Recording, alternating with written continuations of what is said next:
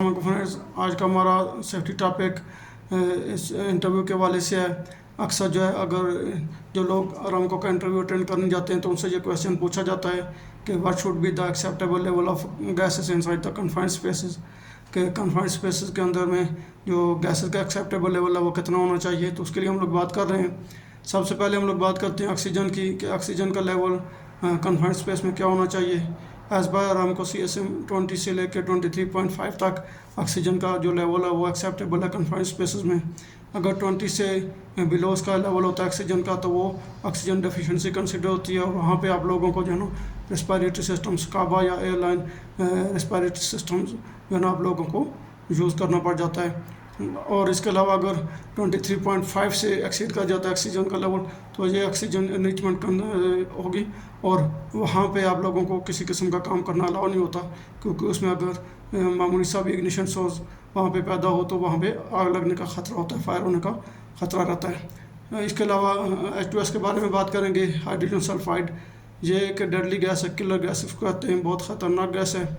ये अक्सर जो है लो एक्सकेवेटेड एरिया में और जो है ना टैंक्स वगैरह में इनक्लोज जगह पे ये पाई जाती है। क्योंकि ये जो है ना हवा से बारी होती है, इसलिए ये जो है ना निचली तह में पाई जाती है, जैसे कि एक्सकेवेशन वगैरह या टैंक्स वगैरह की जो है ना तह में पाई जाती है। तो इसका जो एक्सेप्टेबल लेवल है वो 0 से लेके 10 ppm तक होता है कन्फाइंड स्पेसेस में। इसके बीच में अगर इसका लेवल है तो वहाँ पे आप लोग काम कर सकते हैं, लेकिन अगर इसका जो लेवल है 10 ppm से बढ़ जाता है कन्फाइंड स्पेस में तो वहाँ पे आप लोगों को रेस्पिरेटरी सिस्टम पहन के काम करना पड़ता है।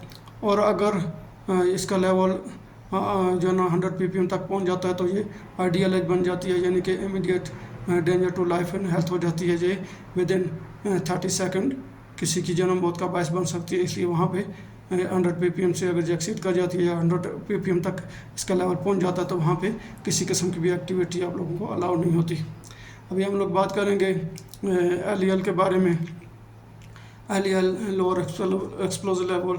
तो इसका ये कि लोअर एक्सप्लोजिव लेवल मतलब कि अगर थोड़ा सा भी कोई इग्निशन सोर्स कन्फाइंड स्पेस में पैदा होगा तो वहाँ पे जो है ना आग लगने का ख़तरा रहता है। तो वहाँ पे LEL का लेवल 0% होना चाहिए। अगर इससे 1% भी बढ़ जाए तो वहाँ पे मामूली सा भी इग्निशन सोर्स जो फायर क्रिएट कर सकता है। इसलिए जब आप लोग कन्फाइंड स्पेस में काम करने जाएंगे और गैस टेस्टिंग करें तो LEL का लेवल हमेशा जो है ना 0% होना चाहिए। इससे अगर एक्सीड कर जाता है तो वहाँ पे आप लोगों को किसी किस्म की एक्टिविटी अलाउ नहीं होती। अब हम लोग बात करेंगे कार्बन मोनोऑक्साइड की।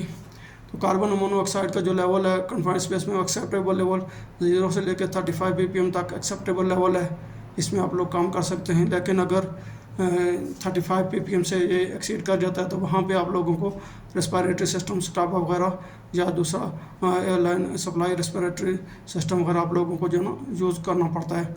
और अगर इसका लेवल 1000 ppm तक बढ़ जाता है तो वहाँ पे ये IDLH हो जाती है, और वहाँ पे किसी किस्म की आप लोगों को एक्टिविटी अलाउ नहीं होती, क्योंकि ये इमीडिएट जो ना danger to life and health हो जाती है। शुक्रिया, अल्लाह हाफ़िज़।